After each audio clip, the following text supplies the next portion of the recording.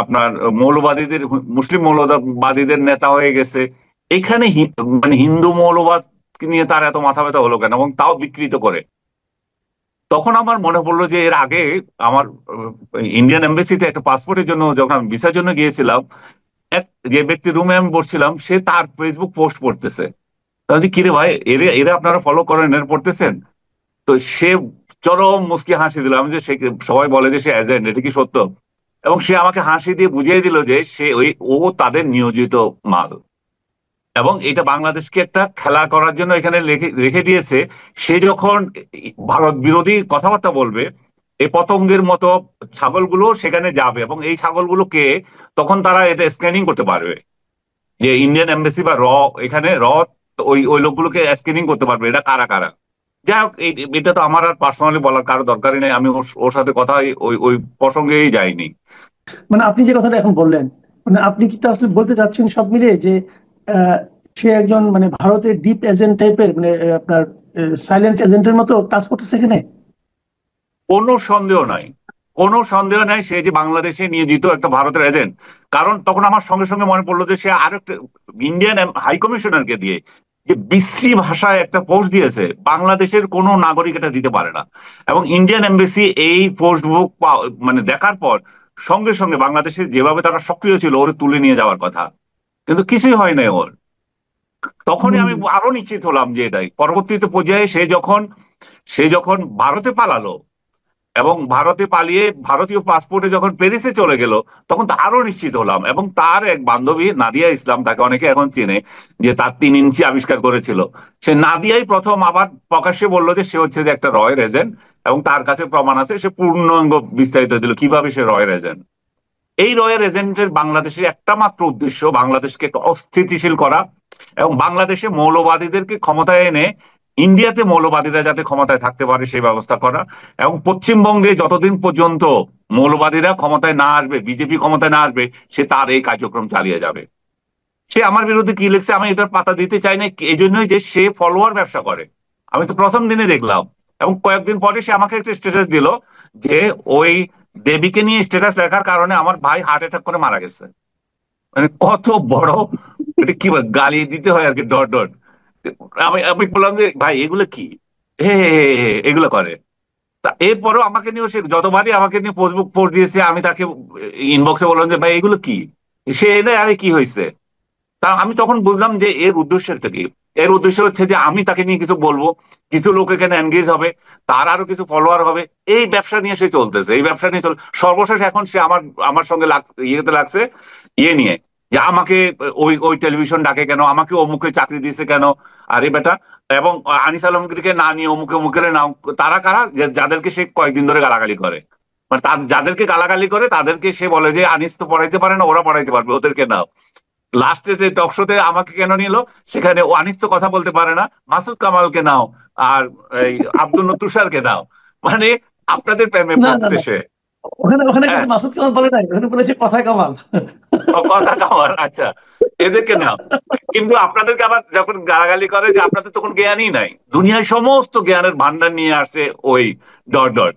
তো সে ছাড়া মানে বাংলাদেশে আর কেউ জ্ঞান নাই, কিছু নাই, কথা বলতে পারে না, কিছুই না।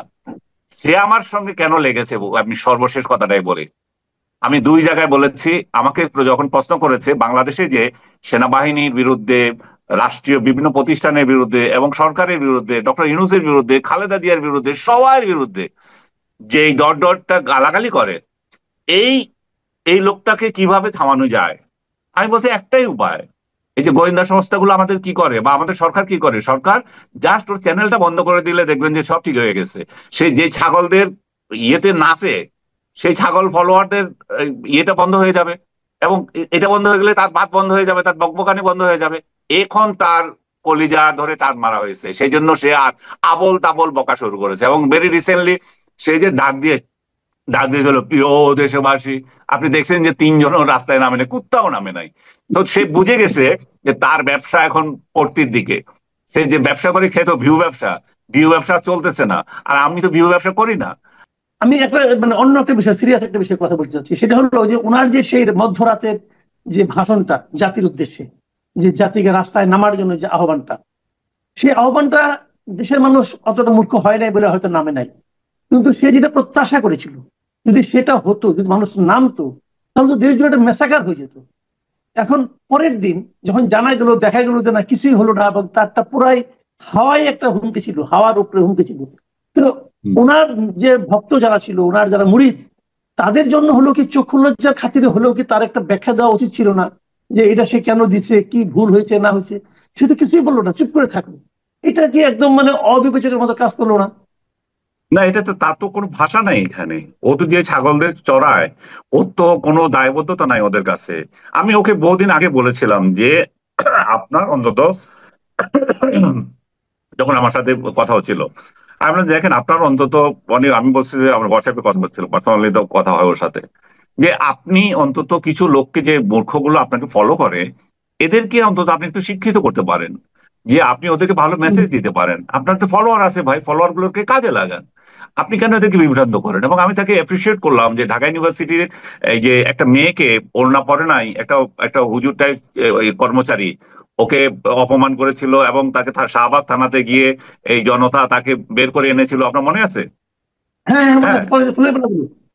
হ্যাঁ। তো সেই সময় ওই ব্যাটারির বিরুদ্ধে কিন্তু সে ভিডিও করেছিল। আমি তাকে মেসেজ দিয়েছিল যে এই আচ্ছা। প্রথম আমি দেখলাম একটা সেন্সিবল লোকের মতো আপনি কাজ করেছেন। এইটাই তো কাজ করা উচিত ইউটিউবারদের, যাদের ফলোয়ার আছে, Right, right. যারা ইনফ্লুয়েন্সার হবে। আপনি কেন এই সমস্ত আউল ফাউল জিনিস করেন? এবং আপনি একটু শিক্ষিত লোক। এর কোনো জবাব নাই ওর।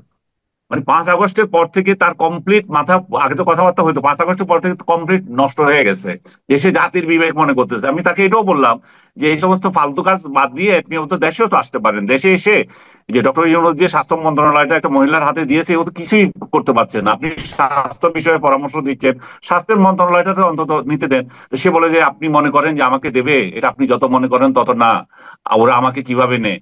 আমি বুঝলাম যে পুরোটাই তার ফ্রাস্ট্রেশন এবং মেন্টাল মেন্টাল কি বলবো, এগুলা হতাশা থেকে সে এগুলা করতেছে। এবং এগুলা করে সে দেশটাকে ধ্বংস করতে চায়। তার তার যে টার্গেট, যে ভারতের এজেন্ট, সে এজেন্সি তার কার্যক্রমটা যাতে পূর্ণ হয়। এবং বাংলাদেশের মূর্খ জনতা যারা ওর কথায় নাচে, ওরা কবে যে বুঝবে আমি জানি না। এই দেশটা যদি ভারত যদি কোনোদিন আক্রমণ করে, শুধুমাত্র ওই যে আপনি বললেন ওই রাতে যদি কিছু হতো, তো ওই রাতে কিছু হলে ভারত পার্শ্ববর্তী দেশ, সে যদি এখানে গন্ডগোল দেখে, সে যদি এখানে মৌলবাদীদের আস্ফালন দেখে, সে কেন পার্শ্ববর্তী দেশ হিসাবে সে সবকিছু টলারেট করবে? এবং ভারত কি এত ছোট রাষ্ট্র যে বাংলাদেশ তার বিরুদ্ধে যা ইচ্ছা করবে সেটা সে মেনে নেবে? এবং হুম। এটা তো সুযোগ করছে ওর মতো কিছু ইয়েকে, এজেন্টকে রেখে। এবং যতদিন পর্যন্ত এগুলা ঠিক হবে না, সে আমাকে বললো যে, আমাকে রিসেন্ট যে ইয়েটা দিছে, যে আমি ওর সমালোচনা করতে চাই না, আমি জানি যে সে, আমি যদি তারে হুমকি দিই যে সে কিন্তু বিদেশে অ্যাসাইলাম নিয়ে আসবে, মানে বাপখানার মধ্যে বিদেশে অ্যাসাইলাম হচ্ছে দুনিয়ার সবকিছু। ও যেরকম পালিয়ে গেছে, ও যেরকম ওইখানে যে কুত্তার জীবন যাপন করছে, এবং কুত্তার জীবন সে মনে করে যে অন্য কেউ তার মতো কুত্তার জীবন যাপন করবে এবং পালিয়ে পালিয়ে থাকবে। আরে বেটা, আমার যদি অ্যাসাইলাম নেওয়ার খায়েশ থাকতো, আমাকে যখন স্টেট ডিপার্টমেন্ট দাওয়া দিয়েছে, ও বিভিন্ন দেশ দাওয়া দিয়েছে, তখনই তো যেতাম। 2 দিন আগেও তো আমি লন্ডন ঘুরে আসলাম। তোর অ্যাসাইলাম লাগবে কেন আমাকে? তোরে নিয়ে আমাকে ইয়ে করতে হবে কেন? আমার পাসপোর্টে তো এমন কোনো সিল নাই যে কোনো একটা দেশ, যে দেশে আমি যেতে চেয়েছি সেই দেশ আমাকে রিজেক্ট করেছে। আমি বিদেশে যাব কি যাব না সেটা হচ্ছে আমার ডিসিশন। আমি একজন বাংলাদেশি, বাংলাদেশ প্রেমী। আমি তোর মতো ভারতীয় দালাল, বাদা পাদা এগুলো নয়। আমরা বাংলাদেশকে ভালোবাসি, বাংলাদেশে থাকবো। আমাদের মত প্রকাশের জন্য আমাদের কিছু লোক আমাদেরকে সমালোচনা করবে, আপনাকে আমাকে, তারপরে আব্দুল তুষারকে রীতিমতো সমালোচনা করতেছে। আমাদেরকে সরকার অনেক সময় অপছন্দ করতে পারে, সেটা আমাদের সরকার, আমরা এখানে বসে করবো। তোর মতো বিদেশি এজেন্সি নিয়ে তো করবো না। আমরা যদি জেলেও আমরা যদি জেলেও যাই তখনও যাবে। সে দেখেন 2বার আমাকে উস্কানি দিচ্ছে যে ওকে কেন জেলে নেয় না। ওই যে বললাম, সেই দেবী হুম। নিয়ে যখন স্ট্যাটাস দিয়েছিলাম তখন, এবং এখনো, ওকে কেন জেলে নেয় না। ওর জেলটাই হচ্ছে ওর পছন্দ। কারণ হচ্ছে যে বাংলাদেশে যে কিছু কথা বলার লোক আছে, এগুলো কথা বলা বন্ধ হোক। এবং সেই যে ছাগল চড়ায়, এবং এটা যে ভারতের একটা অঙ্গরাজ্য হোক, সেই যে তার কামনা, সেটাই যাতে সে চরিতার্থ করতে পারে। এই জি। বদমাসটা নাকি আমার কথা বলার রুচি হয় না, ওর নামটা নিতেও আমার রুচি হয় না, অথচ সে প্রতিদিন আমার নামে স্ট্যাটাস দিয়ে যায়।